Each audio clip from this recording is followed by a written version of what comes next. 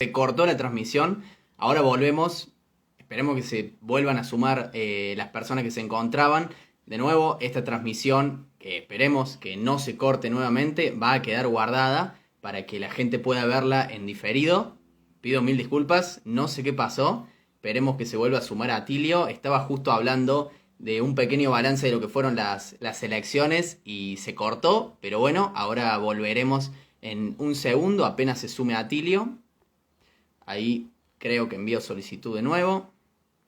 No, bueno, ahí se sumará Atilio, pero bueno, de nuevo, no sé qué pasó, se cortó Metaverso boicoteado. Sí, totalmente, de la nada se cerró la transmisión. Pero bueno, ahora se sumará Atilio, supongo, de nuevo.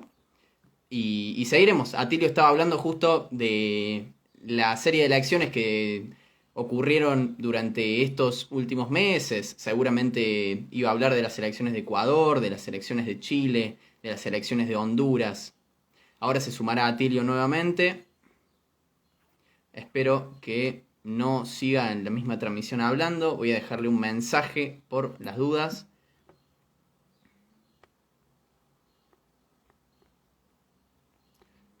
Le estoy escribiendo un mensaje.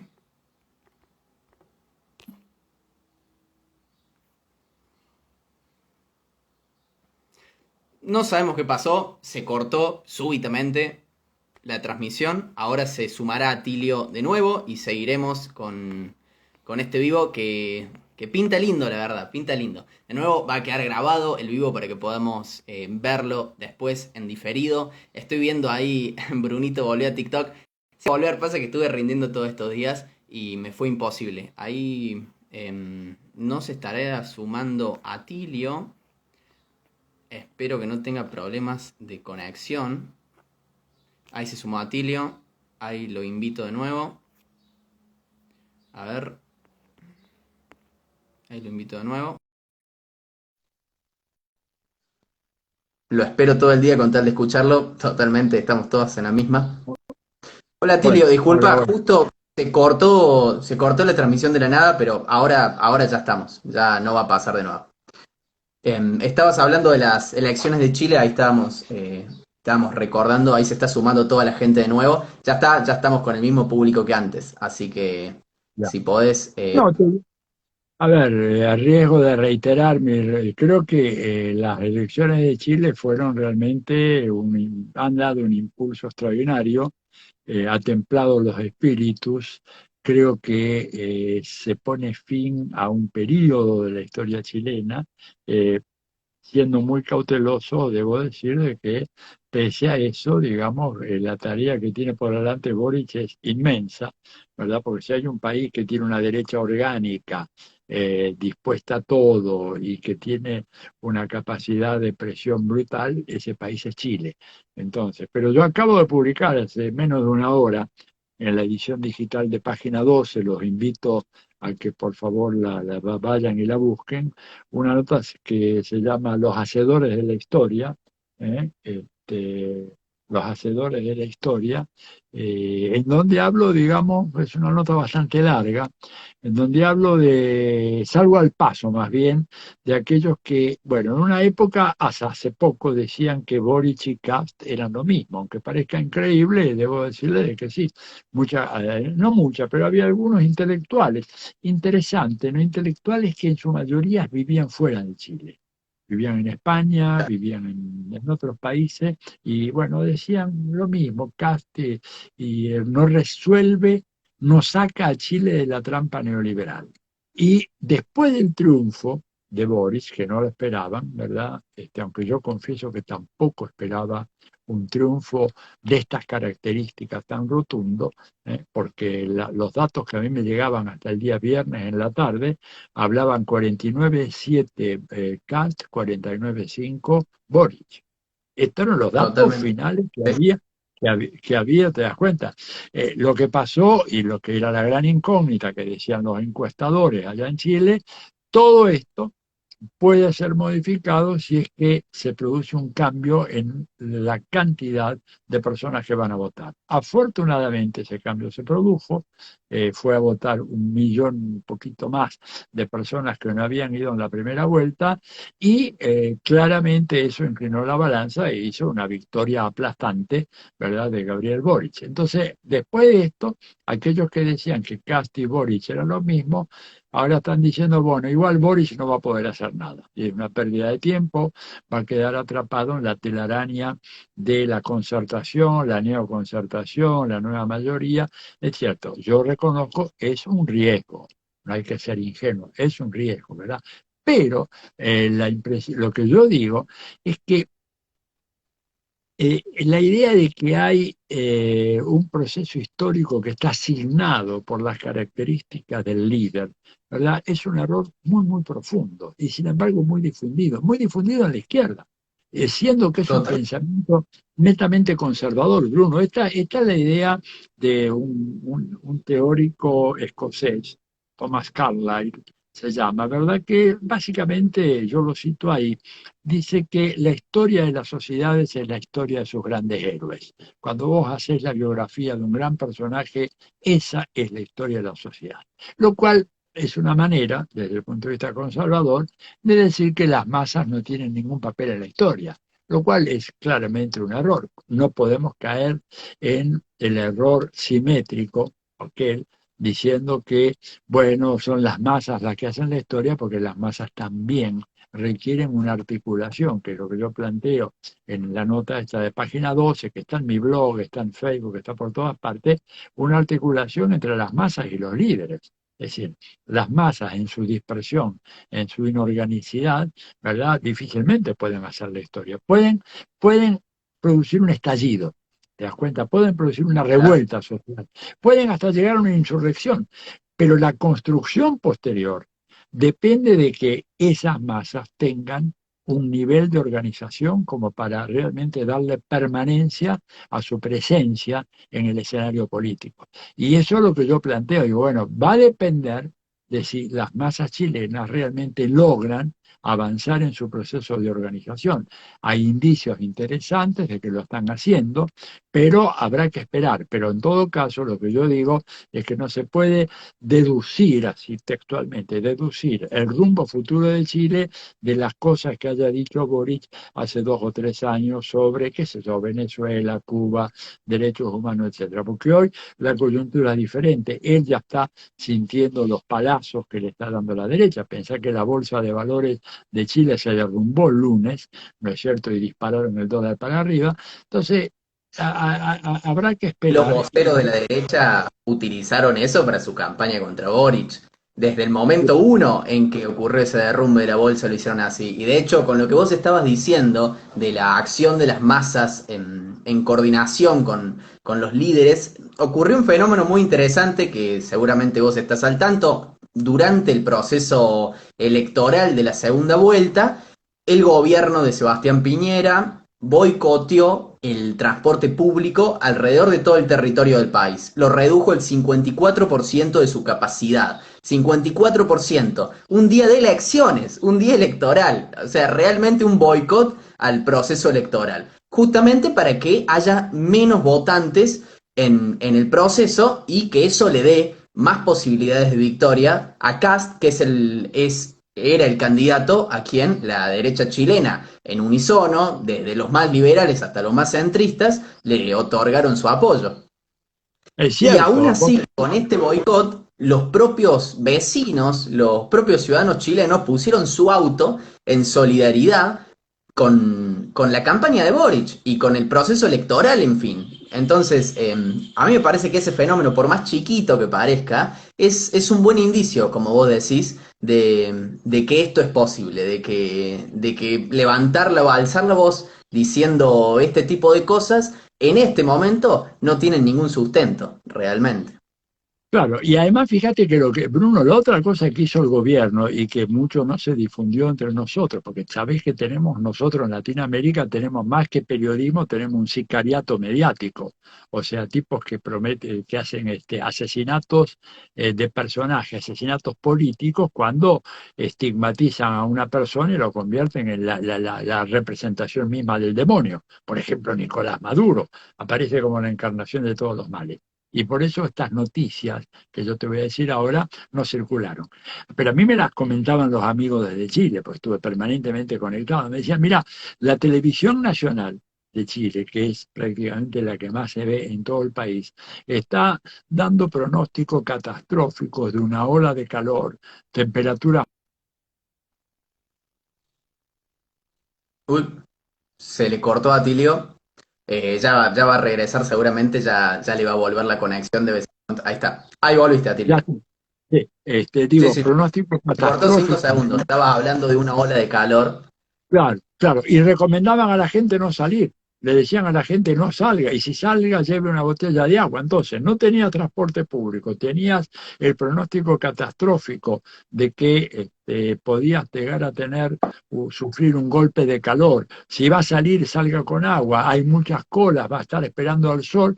Pese a eso, y el pueblo chileno dio una lección, ¿no es cierto?, de civismo, de responsabilidad democrática, y salió a votar. Y salió a votar en la proporción más elevada, solo comparable a la del plebiscito de 1988, en donde Pinochet puso en cuestión su continuidad y su constitución, su continuidad, y ahí la gente dijo, no, ya basta. Pero nunca se había llegado a un nivel tan grande. Y la otra cosa es que Boric, ¿verdad? Obtuvo una votación que quedó unas pocas centésimas por debajo de la votación más elevada de cualquier presidente en la historia de Chile, que fue la que obtuvo Eduardo Frei Montalva en 1964. Frei tuvo 56 puntos y algo y Boric 55,8, 55, o sea, quedó prácticamente en un segundo lugar, lo cual habla, digamos, de una voluntad de pueblo muy, muy fuerte, que creo que va a ser un combustible muy importante para enfrentar los grandes desafíos que tiene que enfrentar Boric en el gobierno, ¿no? Sí, totalmente. Y también desde esto mismo que vos estás diciendo, que decías antes, de la dispersión de las fuerzas políticas en Chile, ¿no? Desde Apruebo Dignidad, que no recuerdo el número exacto, pero debe contar con alrededor de 20, 30 bancas en el Congreso, y que junto con los sectores de la exconcertación llegarían a un número cercano a las 60 bancas en el Congreso. Pero estamos hablando de condiciones absolutamente complicadas para un futuro gobierno, ¿no? Entonces, realmente es un desafío enorme, pero esperemos que el pueblo chileno acompañe realmente. Yo espero eso y bueno, y mientras tanto habrá que esperar que el pueblo de Brasil reinstale a Lula en el Palacio de Planalto y habrá que esperar de que en mayo en Colombia se ponga fin a la pesadilla esa con el triunfo de Gustavo Petro en la elección presidencial, aunque ahí ya la cosa es más, es más complicada, ¿verdad? En Colombia, pero bueno, hay buenas perspectivas. De todas maneras, el panorama regional ha venido cambiando en un sentido muy positivo, ¿verdad? A pesar de las enormes dificultades, bueno, Castillo todavía sigue ahí manteniéndose en el gobierno, en medio de una situación tremendamente inestable, pero está todavía ahí.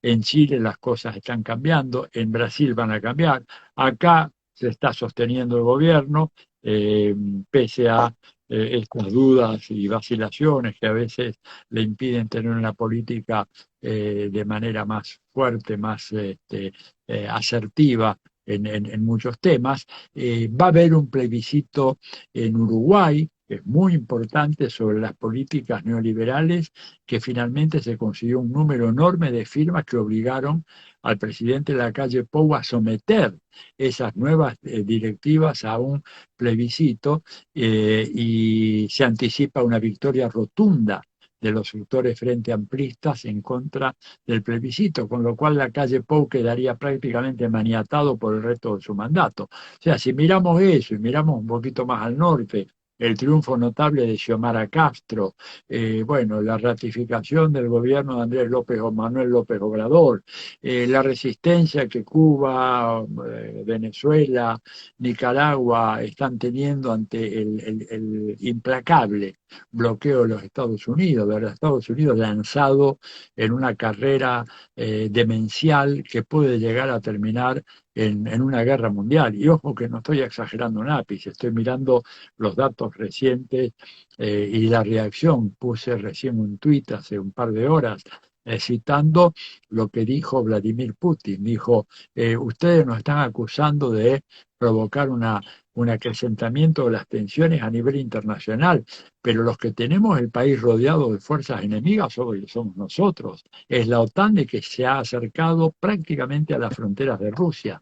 Y nosotros nos vamos a defender, nos vamos a defender de una manera muy vigorosa. No hay un solo hombre armado, no hay un barco, no hay un avión, no hay nada que esté posicionado o estacionado en la frontera de los Estados Unidos.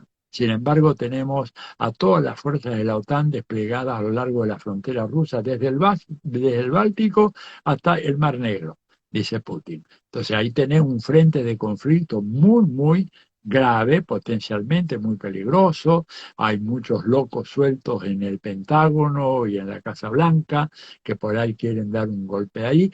Y además se están metiendo también con China. Pensá que en esta cumbre por la democracia que organizó Biden, el tipo invitó a Taiwán como si fuera un país independiente, lo cual es claramente una provocación a China, digamos. ¿Cómo va a invitar a Taiwán como un país independiente? Primero, no es un país reconocido por el sistema de Naciones Unidas, pero él invitó a Taiwán. Es claramente una provocación. Después tiene el grueso de la flota de mar de Estados Unidos, ¿verdad? Está ahora estacionado en la zona del mar del sur de la China y el del mar oriental de la China.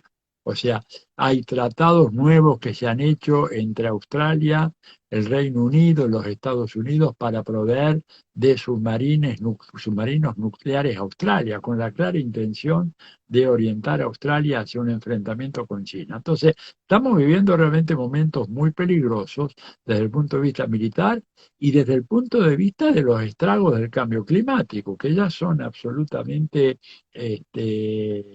inescapables, no se puede ignorar, ¿no es cierto?, lo que ha producido estas transformaciones en el medio ambiente, esta voracidad capitalista por la explotación absolutamente irresponsable de los recursos naturales, o, qué sé yo, la tragedia del plástico. Cuando digo la tragedia del plástico, te cuento que hay 3 grandes islas en los océanos formadas por plástico que se ha ido acumulando y juntando. La más grande de ellas está en el Pacífico, entre Hawái y las costas de California, y los datos son aterradores. La superficie de esa isla de plástico en el Pacífico es de 1.600.000 kilómetros cuadrados.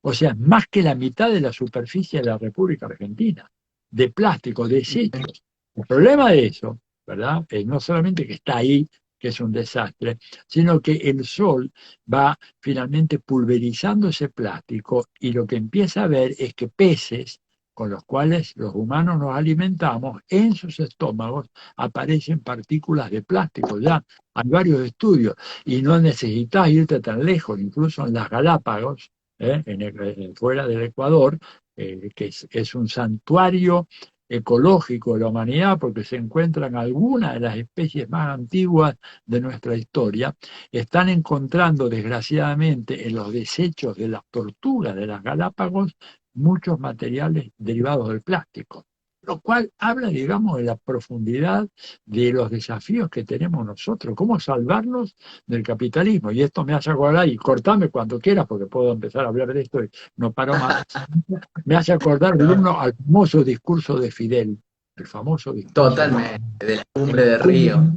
Claro, te das cuenta, cuando el tipo dijo ante la mirada burlona de los mediocrones que estaban ahí, porque hablaba Fidel y ¿quién escuchaba? Menem, Collor de Mello, Fujimori, estos tipos que, bueno, Bush padre, Felipe González, que ha hecho la tarea más miserable de lobista de los grandes capitales españoles, ¿verdad? Ahí Fidel dijo, hay una especie que por la alteración de las condiciones que hicieron posible su aparición y su vida en este planeta, está hoy corriendo el riesgo de extinción. Esa especie es la especie humana. Los tipos se miraron, entre estos Fujimori, Menem, etcétera, diciendo, bueno, este tipo siempre, diciendo macanas, etcétera. Pero vos fíjate que hace pocos años, la revista The Lancet, inglesa, hizo un estudio entre los principales biólogos del Reino Unido y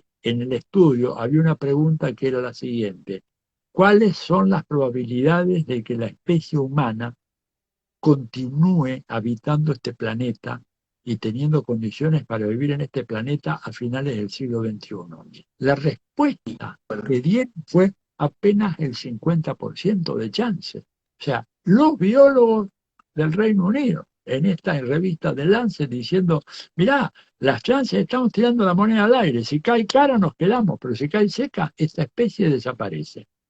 Eso lo dijo Fidel ya en 1992 en la Cumbre de la Tierra en Río, ¿no? Para ver entonces. Totalmente. Ese discurso es hoy en día un discurso de referencia, está tan presente como lo fue en ese momento. Y ya el discurso, si no me equivoco, es la cumbre de Río es en el 92, si no me equivoco. O 92. sea, en el En- 92, es decir, casi 30 años. Ya ahora, bueno, ya estamos ingresando en el 2022, así que ya casi 30 años. Y sigue tan presente como lo fue en ese momento. Más ahora que desde la juventud también se empieza a observar una especie de ambientalismo light, ¿no? Ambientalismo liberal, si se quiere, ¿no? Que básicamente se le cortó a Atilio, parece, pero bueno, yo sigo hablando. Básicamente, y yo supongo que las 60 personas que están escuchando en este momento en vivo lo saben y lo escuchan cotidianamente, es este ambientalismo liberal, ¿no? Que es el ambientalismo de la jardinería, el ambientalismo de plantar árboles, de voluntades aisladas en favor del ambiente, de limpiar alguna que otra vez algún espacio verde, pero se queda en eso, se queda en una voluntad aislada de un determinado grupo de personas. Y nosotros tenemos que ofrecer una alternativa a eso, un ambientalismo, si se quiere, popular, ¿no? Con un análisis crítico de la realidad que vivimos. No sé si estás hablando, Atilio, no te No, escucho. no, no, te estoy escuchando. ¿Me estás escuchando a mí? ¿Se me escucha? Sí, sí, ahí te escucho, te escucho. Sí, Ya. sí, sí, No, sí. no, vos Tenemos sí que... que Sí. te entendí muy bien. Vos referías, hay una frase que la que la dijo fue Chico Méndez, ¿no es cierto? Que aquellos que están militando en la causa del ambientalismo y el ecologismo la tienen que recordar muy bien. Chico Méndez, que fue asesinado por los latifundistas brasileños, precisamente, ¿verdad? Dijo que el ambientalismo sin una lucha anticapitalismo es mera jardinería. Esa frase es extraordinaria, ¿verdad? ¿Por qué dice? Porque la verdad, luchar por la defensa del medio ambiente, si al mismo tiempo no luchás contra un sistema que ha hecho del medio ambiente una mercancía, y esto es un tema que fue denunciado, ¿verdad?, desde el siglo pasado, inclusive por autores marxistas y no marxistas, como Karl Polanyi, por ejemplo. Polanyi no era marxista, pero escribió un libro, ¿no es cierto?, muy, muy importante, en el año 1944 creo que salió, en donde él plantea la tesis de que el carácter inhumano del capitalismo lo condena, ¿verdad?, a ser un sistema que no solamente condena al sistema, sino que pone en peligro la humanidad. Dice, porque no hay en la historia de la humanidad otro sistema económico que haya considerado a las personas, a la naturaleza y a la moneda como meras mercancías. Dice, ese sistema es un sistema que condena a la humanidad y probablemente no solamente condena al sistema. Polanyi no era marxista, el libro se llama La Gran Transformación, seguramente muchos de los que acá están escuchándonos lo conocen, y ahí plantea esto mismo. Bueno, entonces, en ese contexto, cuando vos combinás la crisis climática, combinás el tema de la escalada militar impresionante, el aumento permanente del presupuesto militar de Estados Unidos, ¿verdad? Las amenazas de una guerra con Rusia, una guerra con China, la persistencia del bloqueo en contra de nuestros países, las amenazas, ¿no es cierto?, contra gobiernos que no están bloqueados, pero sí están amenazados por el gobierno de los Estados Unidos o muy presionados. Te pongo el ejemplo, el caso argentino. Ayer hubo una entrevista que le hicieron al presidente Fernández, se la hizo la gente esta de, ¿cómo se llama? Eh, el, eh, el diario Perfil, ¿no? Se la hizo el director Jorge Fontevecchia. Y le preguntó, entre otras cosas, a Fernández si tenía algunas presiones por el tema de la tecnología 5G. Y él respondió claramente que sí, que Estados Unidos no quiere, se opone y mandó 3 misiones de alto nivel a conversar con Fernández, más que a conversar, a amenazar a Fernández, ¿verdad? Diciéndole de que no debía la Argentina aceptar la tecnología 5G de China. Cuando Fernández le pregunta, bueno, pero ¿y ustedes nos darían esa tecnología? Bueno, habría que ver, tendríamos que negociar. Los chinos vienen y te la ponen, acá te instalan las torres, todo la tenés. Los otros te dicen, te dan un discursito. Pero lo más interesante es esto.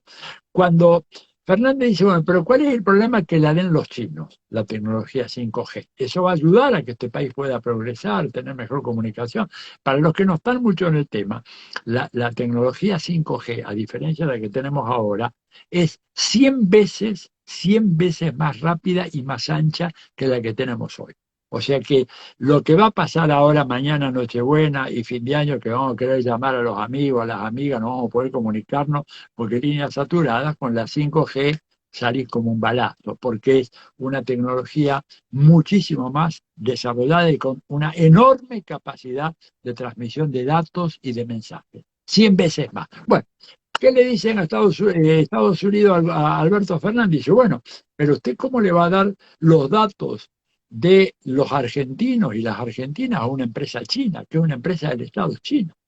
Y él le respondió, bueno, pero los datos ya los tienen las empresas americanas que están operando en la Argentina y sabemos que esos datos también son cedidos al Departamento de Estado, al FBI, al Pentágono y a todas las organizaciones. O sea, la idea de que porque la empresa es privada, es Google o Amazon o Facebook o Twitter, no le van a dar los datos al gobierno americano es absurda, porque de hecho se los dan, permanentemente se los dan, ¿te das cuenta? Y ellos se manejan con eso. Además, lo confesó Mark Zuckerberg en esa famosa entrevista que hizo cuando dijo que ellos tienen datos de casi 87 millones de ciudadanas y ciudadanos de Estados Unidos. Entonces, evidentemente esos datos van a parar directo al FBI y a la CIA, pero así, en menos del Cantón Gallo. Bueno, en fin, pero para que vean las presiones, ¿no es cierto?, a las cuales nos somete un imperio cuya dirigencia está muy preocupada porque el imperio se está viniendo abajo. Eso ya está perdiendo la primacía económica, está viendo el dólar amenazado, ¿no es cierto? Y entonces reacciona con mucha violencia. Siempre, es una vieja tesis mía, siempre los imperios se volvieron mucho más virulentos y más agresivos, más brutales en su fase de retirada y de declinación que lo que fue en su fase de conquista. La conquista fue violenta, ¿verdad? Pero la retirada ha sido normalmente mucho más violenta. Por eso hay que estar muy alerta, ¿no es cierto?, a lo que pueda pasar. Totalmente, sí. Es más, una pequeña acotación que discúlpeme por esto, ¿no? Pero No, por eh, favor. con todo esto que estabas hablando, yo estaba pensando en la cuántas decenas de personas que hay acá que vienen de la plataforma TikTok. Un ejemplo de esta agresión norteamericana contra las aplicaciones chinas y contra la inversión china en ciencia y tecnología es la propia aplicación TikTok. La simple existencia de TikTok en nuestros países o en Estados Unidos, por ejemplo, dependió de la defensa de la propia aplicación contra las agresiones yanquis. Por mucho tiempo, en el propio Estados Unidos, TikTok no funcionó. Y eso que es una aplicación que es la tercera o cuarta con más tráfico en la red. Durante mucho tiempo no funcionó. En la India, por ejemplo, durante mucho tiempo no funcionó. Hoy desconozco si está funcionando. Hoy en día se constantemente sufre agresiones la aplicación por su simple procedencia china, ¿no? Y las personas que tienen una mínima noción de lo que es la aplicación sabe que no tiene ningún rasgo ideológico proveniente del régimen chino. Si alguien dice eso, realmente está delirando, porque es todo lo contrario. De hecho, existen una serie de comunicadores y los medios de comunicación concentrados de la corporación mediática suelen tener una gran incidencia también en estas plataformas por la propia cantidad de recursos que tienen para poder invertir en una inserción en estas plataformas. Entonces, les doy este ejemplo solamente para que tengan una noción y bajen a tierra esto que dice Atilio, que realmente es tan real.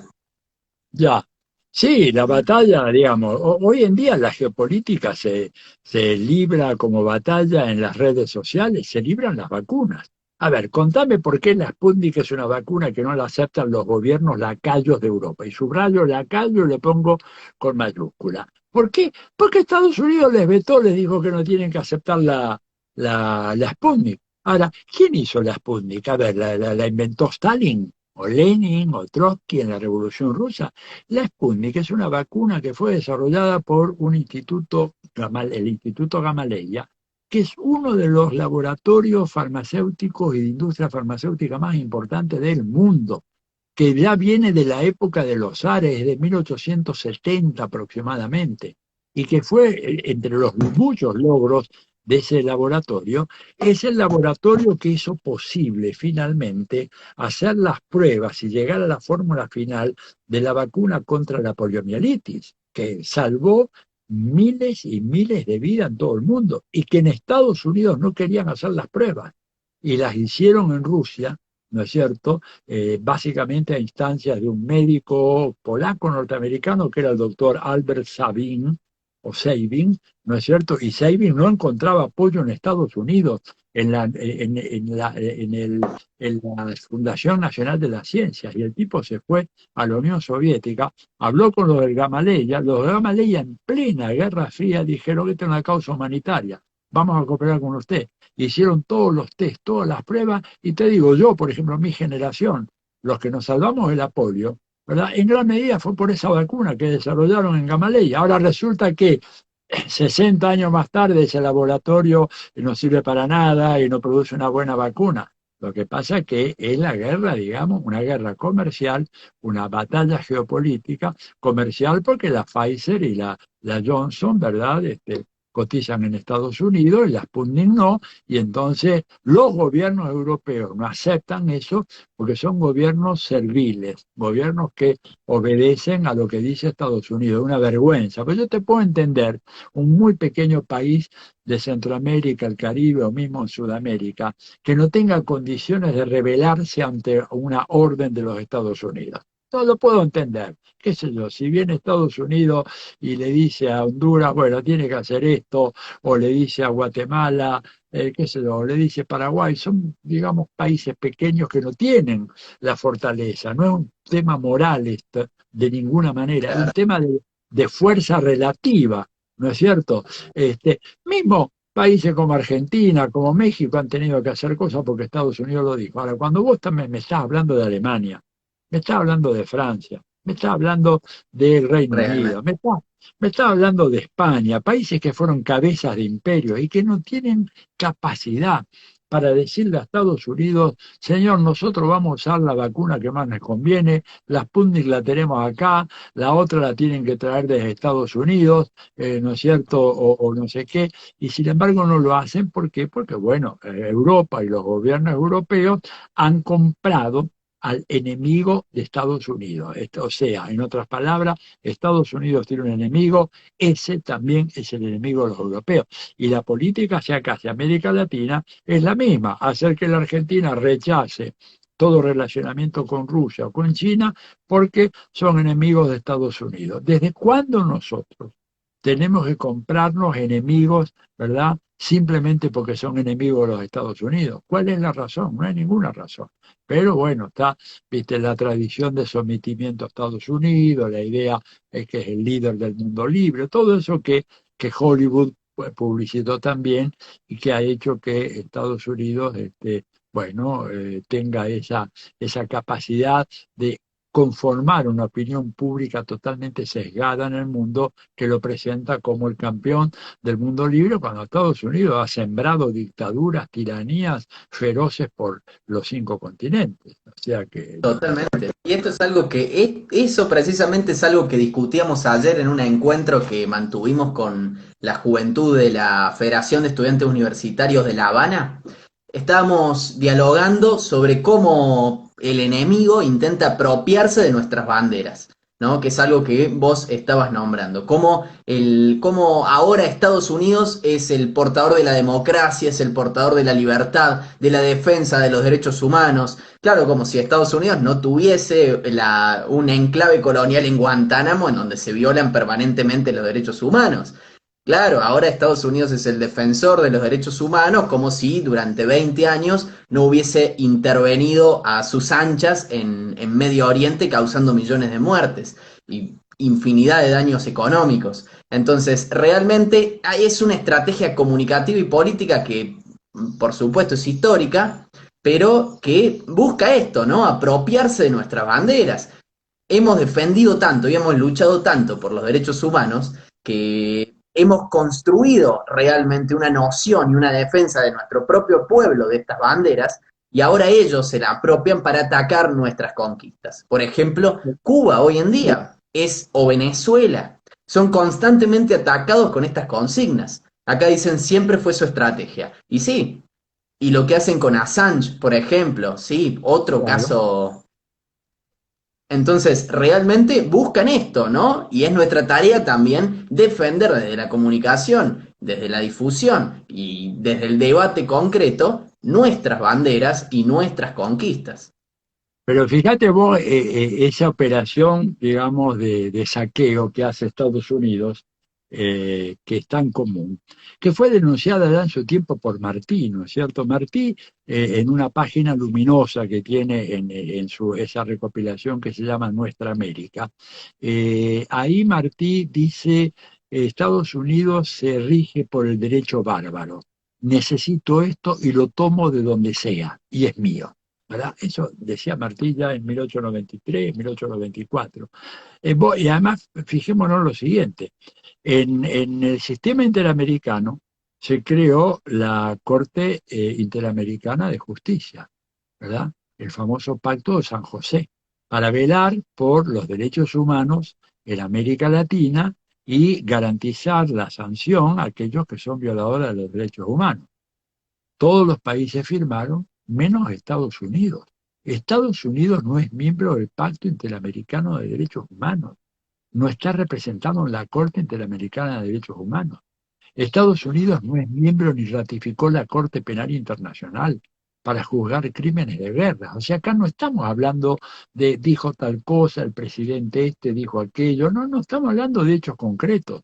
Y me parece a mí que esto habla de que no tiene ninguna autoridad, además yo lo vengo diciendo esto permanentemente, de hablar de derechos humanos un gobierno que en el pasado arrojó 2 bombas atómicas sobre 2 ciudades indefensas a fines de la Segunda Guerra Mundial en el Japón. ¿Cómo me podés venir a dar a mí una lección de derechos humanos si vos hiciste eso? ¿Cómo me podés dar una lección de derechos humanos si tenés la presión de Guantánamo, en donde pasaron, no sé, varios centenares de personas y que no fueron sometidas a ningún proceso legal? Esto te lo dicen los propios defensores de oficio que designa el gobierno de Estados Unidos, que están diciendo, mire, acá no tenemos nadie que tenga nada que ver con todos estos atentados del 11 de septiembre, larguémoslo a esta gente. Y no los largan, ¿te das cuenta? Porque es una amenaza permanente. ¿Cómo pueden darnos derechos, lecciones de derechos humanos, eh, eh, eh, país como Estados Unidos que ha patrocinado las más atroces dictaduras en América Latina, en África, en Medio Oriente, en Asia? Lo que fueron las dictaduras que estableció Estados Unidos en Corea del Sur después de la guerra de Corea. Tremenda dictadura. Uno de los dictadores, eso no me acuerdo el nombre ahora, utilizaba los helicópteros artillados que Estados Unidos le había entregado a Corea del Sur para ametrallar a manifestantes en contra del gobierno. Y eso nunca apareció en las primeras planas, ¿verdad? El New York Times ni ninguno de los grandes medios de comunicación. Entonces usted te habla de que realmente es una prédica que no tiene ningún fundamento, pero claro, como hay gente que cree eso, entonces los gobiernos están siempre temerosos de que la opinión pública se vuelque en contra de ellos porque desobedecemos las orientaciones del líder de la democracia y de la justicia y de los derechos humanos en el mundo. No existe ese personaje. Estados Unidos no tiene esa capacidad. Vos fíjate que en el caso ahora, la famosa cumbre esta de Biden, la cumbre por la democracia, invitó a Venezuela. ¿Pero a quién invitó de Venezuela? A Juan Guaidó, a Juan Guaidó, un personaje hipercorrupto. Se gastó miles de dólares en droga y en prostitución cuando la famosa operación de salvataje que venían desde Cúcuta, ¿recuerdan? Los camiones aquellos, a camiones que iban supuestamente a llevar ayuda humanitaria a Venezuela, que después cuando los detuvieron, ¿verdad? Y por la fuerza, vieron que no había nada de ayuda humanitaria. Había armamentos, había bombas, había explosivos.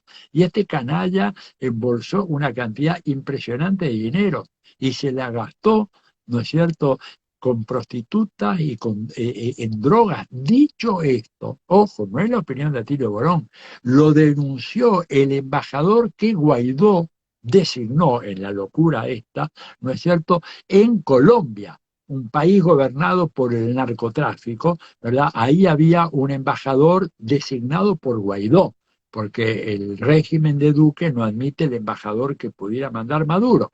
Ese embajador renunció diciendo este tipo se ha gastado el dinero, ¿verdad?, en putas y en drogas. Y este Guaidó, bueno, estaba ahí en la conferencia virtual con Biden hablando sobre la democracia en Venezuela. Y ahora va a haber una segunda ronda de esa cumbre por la democracia, que la van a hacer el año que viene, supuestamente a fin de año, ya probablemente sin pandemia, y seguramente estará Guaidó de vuelta ahí. Entonces, ¿qué nos puede enseñar Estados Unidos de democracia? Absolutamente nada.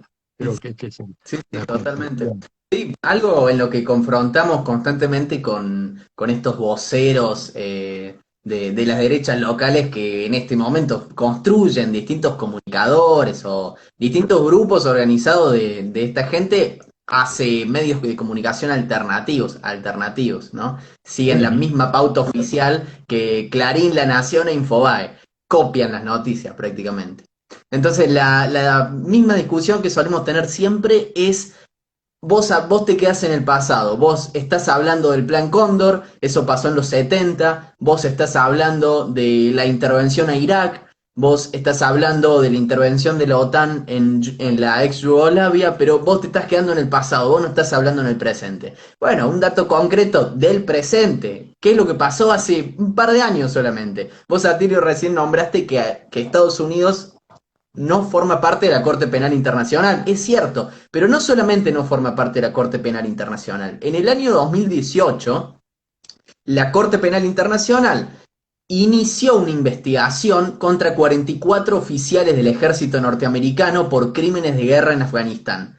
¿Qué hizo Estados Unidos en el año 2018 cuando sucedió esto? Bueno, lo primero que hizo fue retirarle el visado a todos los empleados de la Corte Penal Internacional que estaban en el país investigando esta causa justamente. Después, ¿qué hizo el gobierno de la administración de Donald Trump? Sancionó económicamente a la Corte Penal Internacional. Hasta que en el año 2019 la Corte Penal Internacional desestimó la causa. Entonces, fíjate cómo Estados Unidos, estamos hablando de hace 2 años que hizo esto, ¿no?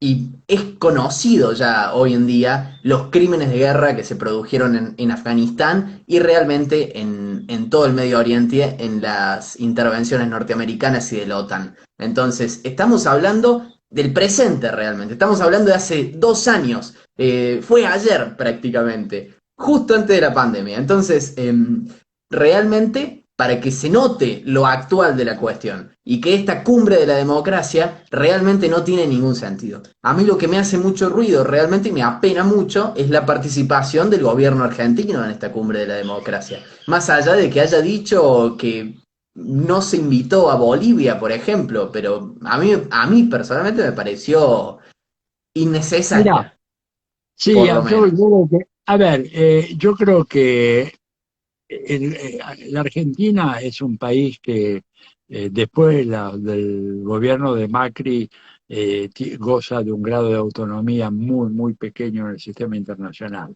El endeudamiento de Macri nos ha dejado con muy poca capacidad de gestión autónoma. Fíjate que John Adams, que fue segundo presidente de Estados Unidos, dijo que hay dos maneras de someter a terceros países, por las armas o por la deuda. Eso lo dijo John Adams ya en 1700 y pico, finales del siglo XVIII, el segundo presidente de Estados Unidos. Y la Argentina está agobiada por una deuda enorme. Yo creo que Fernández, digo, podía haber desistido de la invitación, pero si estás al mismo tiempo pidiéndole ayuda a Estados Unidos para que las tratativas con el fondo sean lo más favorables posible para la Argentina, y objetivamente no podía hacerlo. Pero dijo algo muy interesante, yo no me lo esperaba, porque dijo que de todas maneras, ¿verdad? La democracia no se puede imponer por decreto, no se puede imponer con intervenciones extranjeras, con interferencias. Digo, fue un discurso muy breve, la verdad, mejor de lo que me esperaba. Yo me esperaba algo realmente mucho más deslavado, mucho más así, neutro, si querés, y sin embargo dijo eso. Pero reconozcamos, el problema de la Argentina es que tiene que reconstruir su soberanía. Y el problema que yo veo es que yo no entiendo, por lo menos ahora, los pasos que está dando el gobierno actual para eventualmente reconstruir nuestra soberanía nacional. Pero claro, hay que entender una cosa. La Argentina pasó no solamente por el macrismo, pasó por el menemismo, cosa que muchas veces muchos de los compañeros se olvidan, digamos, porque todo muy bien cuando hacen la exaltación del peronismo, la recuperación del movimiento popular, de las bases peronistas, pero el peronismo, la Argentina trajo también a Menem. 10 años y medio de políticas duras del neoliberalismo. Entonces, cuando yo digo que tenemos un Estado más debilitado, porque antes nosotros éramos dueños de la electricidad, dueños del gas, dueños de los transportes, dueños de la energía eléctrica, dueños de los cables de bueno, digo, los cables Sí, la de transmisión comunicación. de comunicación, y hoy en día todo eso está en manos privadas, las autopistas en manos privadas. Digo, el legado que nos dejó Menem fue terrible y no fue revertido, solo en parte recuperamos aerolíneas, sí, menos mal, recuperamos YPF, pero la pagamos un montón de dinero para recuperar YPF que era nuestra y que el gobierno de Menem la regaló, la rifó. Y la rifó con el apoyo de la gran mayoría de los sectores que conformaron el movimiento peronista en los 90. No quiero entrar a hacer detalle, hilar muy fino, ¿verdad? Pero, pero bueno, qué sé yo, cuando se privatizó Gas del Estado, el miembro informante era Oscar Parrilli, digamos, obedeciendo a lo que el bloque le había dicho. No era que Oscar quería decirlo él, pero bueno, evidentemente el bloque dijo vamos a apoyar la privatización de Gas del Estado, y él fue el miembro informante. Entonces acá me parece que hay que tener en cuenta que el macrismo, que ha sido un flagelo para este país, pero que se monta sobre la herencia del flagelo aquel del menemismo, ¿verdad? Del robo sistemático producido durante los años del menemismo y antes en los años de la dictadura militar. No nos olvidemos el papel de Cavallo. Cavallo, presidente del Banco Central, ¿verdad? Durante pocos meses finales de la Junta Militar, Cavallo como superministro de Economía de Menem, Cavallo como superministro de Economía de la Alianza. Digo, por eso tenemos un Estado tan débil que para cobrar un impuesto se arma un escándalo, ¿verdad? Biden está cobrando mucho más a los Claro. ricos de los Estados Unidos, y acá por el famoso impuesto extraordinario por única vez, que ni siquiera le dicen impuesto, porque tienen miedo que se dicen impuestos, ¡ah! Está aumentando impuestos. Sí, hay que aumentar los impuestos a los ricos en la Argentina.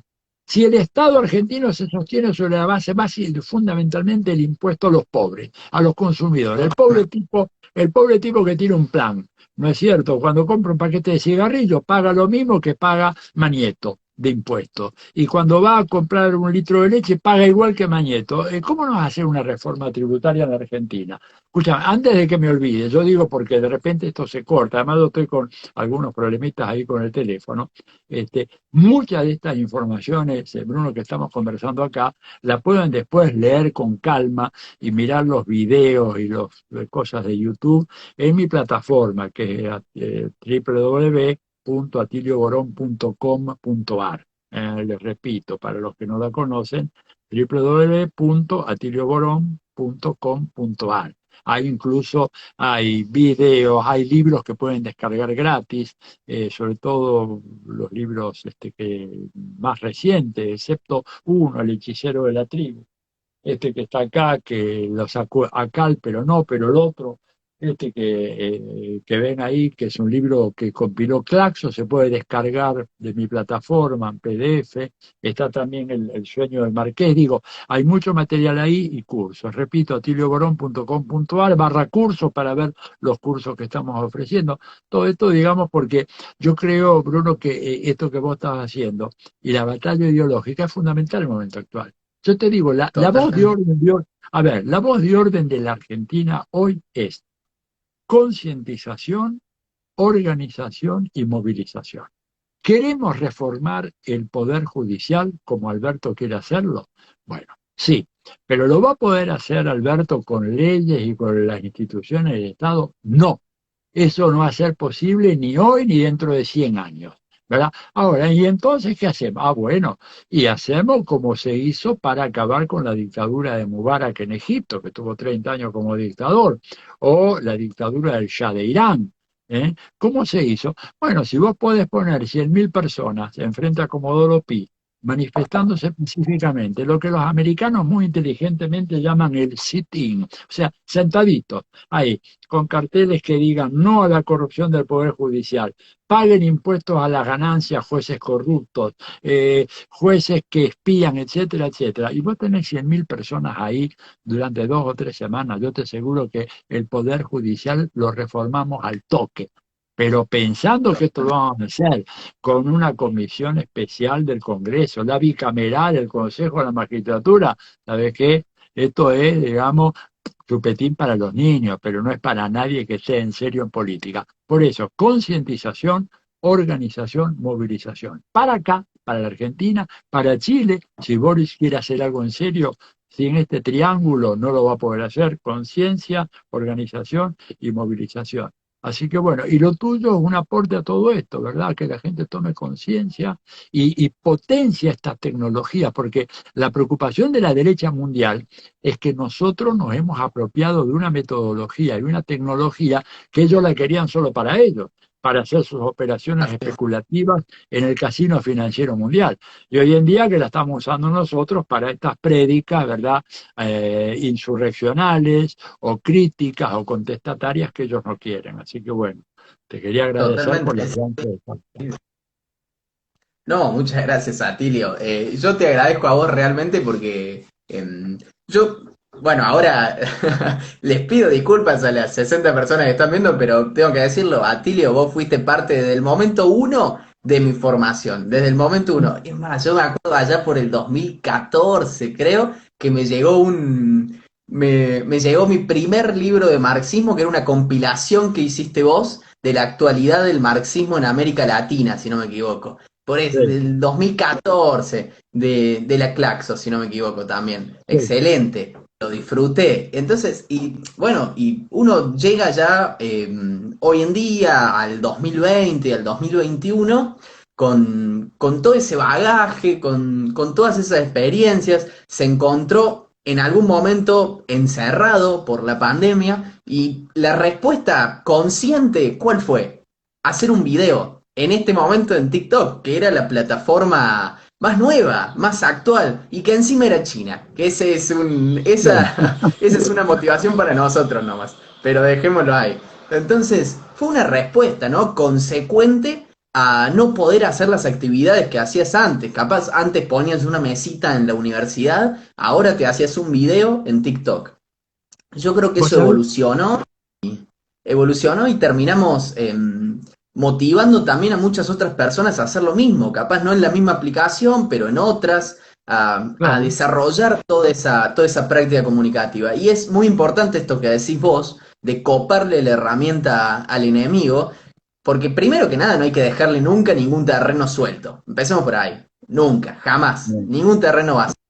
Hay que copar todo. Pero después, con las redes sociales principalmente, nos venden una idea que es falsa, una noción falsa, que es que existe una democratización del discurso, que todos tenemos voz, que todos podemos decir lo que queramos. No, es mentira, eso tiene límites, eso tiene un marco que encierra cualquier práctica comunicativa. Ahora, si uno comprende esos límites que tiene la propia red social, que tiene el propio hacer contenido, puede moverse en un marco de lo permitido, por más triste que suene, y crear mucho contenido y difundir y dar la batalla de ideas polemizando con todos estos Ujú. voceros de las nuevas derechas que intentan insertarse más que nada en un sector de la juventud. Ese es su objetivo político y eso es lo que nosotros tenemos que combatir. Y eso es lo que estamos haciendo. Si vamos a hablar de polemizar, yo les digo, esto, me acuerdo cuando a Tilio lo presentaste este libro, El hechicero de la tribu Ah, en sí, Córdoba, yo tengo la sí. versión de Cuba, La versión excelente, cubana. también, Sí, sí, sí. la Ahí está versión la versión cubana, adaptada ya. Bueno, ahora te digo una cosa. Vos mencionaste un libro que es muy importante, que es una compilación. No es un libro mío, yo fui solo, compilé el libro y escribí un par de artículos. Lo pueden bajar gratis en la biblioteca virtual de Claxo. Vos sabés que yo estuve muchos años como secretario de Claxo, impulsé mucho la creación, el desarrollo, la expansión de la biblioteca virtual. Después, por suerte, mis continuadores siguieron con esa práctica y hoy en día esa biblioteca es maravillosa. Y ahí está el libro, se llama La teoría marxista hoy. Es una compilación en donde tenemos unos 25 artículos, pero de los principales pensadores marxistas del mundo, es de un poquito antes, a vos te llegó el 14, pero es un poquito antes, y tiene una actualidad impresionante. Les invito a los que lo están viendo que lo bajen. Yo no sé si lo tengo en mi página porque yo estoy totalmente desbordado. Nuestra página es producto de un esfuerzo militante, voluntario, no tenemos ayuda de nadie, estamos sueltos, no tenemos ayuda ni de organismos oficiales, mucho menos de fuentes privadas, ni nada, todo trabajo voluntario que hacemos. No sé si todavía pudimos cargar ese libro, La teoría marxista hoy, pero lo buscan en Claxo y lo bajan y sí, insisto en esto. Fíjate que uno de los pensadores más agudos de la derecha mundial, que era Brzezinski, en su libro El Gran Tablero Mundial, él planteó, dice, las nuevas tecnologías de comunicación han sido recibidas con una cierta ingenuidad por la clase dirigente norteamericana. No se dan cuenta que también pueden ser utilizadas por aquellos que luchan en contra del sistema. Y efectivamente es lo que estamos haciendo. Ahora, con dificultades. A mí en Facebook me tienen así en contra de la pared, a cañonazo limpio, no me dejan promocionar nada de lo que pongo, pasan cosas rarísimas, ¿verdad? De repente me sacaron tarjeta roja y una semana no pude postear nada, porque es un campo de batalla ideológico y ellos lo conciben así. Pero bueno, no podemos abandonar este campo, hay que seguir dando la batalla, ser más inteligentes que ellos, más astutos que ellos, y de esa manera vamos a poder ayudar a que el mundo sea un poco mejor en el futuro. totalmente. Es así, es como decís vos, Atilio. Y realmente yo creo que lo que más me motiva a seguir, y supongo que a vos también te debe pasar, es ver cómo se multiplican esos esfuerzos en muchos compañeros y compañeras y se inician en esas prácticas comunicativas o militantes también, porque es una militancia si se articula con la cuestión orgánica, dentro de las redes sociales se pueden hacer grandes cosas, se puede tener un gran impacto y eso se puede unir a una militancia real, territorial, gremial y impulsar todo eso desde un punto de vista ideológico también y cultural muy importante. Entonces, a mí me resulta muy lindo realmente ver cómo se multiplican esos esfuerzos. Y yo supongo que a vos te debe pasar lo mismo también. Ahí están llegando muchos mensajes, muchos comentarios, saludos. Ahí subieron, dicen que sí, que está en tu web el libro. La verdad se los recomiendo, es buenísimo. Atilio es muy humilde con eso. Es muy bueno el libro. Vayan y descárguenlo. Bien. Acá están diciendo, Bueno, bueno, agradezco. espectacular la charla. Te mandan saludos de Chaco, alta dupla, un grosso Atilio, excelente Gracias. análisis. Me Ahí va, alegro, me muchos alegro. comentarios. Ayuden Pueden a dejar. difundir esto, vos después nos mandás, bueno, ya sabemos cómo es esto y lo difundiremos y bueno, y esto es parte de la lucha cotidiana, lo que yo llamo la cibermilitancia. Es importante, ojo, no nos podemos quedar solo en la cibermilitancia. Vos planteabas algo muy importante, hay que combinarlo después con la calle, ¿no? Porque la historia se cambia desde la calle. A ver, no se cambia desde las instituciones, no se cambia desde el Estado, no se cambia desde el Parlamento, no se cambia desde la urna electoral. Esto, por favor, no seamos ingenuos. Y esto no es un descubrimiento mío, lo dijo Maquiavelo hace más de 500 años. Dijo él, la grandeza de la República de Roma se debió a la presencia de las multitudes en las calles. Fueron ellas y no el Senado de Roma, estoy casi repitiendo de memoria, las que originaron la grandeza de la República Romana. Y esa frase para mí fue fundamental. Hoy en día, si vos podés tener todas las instituciones, todo Atilio, lo demás, quedan 5 segundos antes de que se corte el vivo.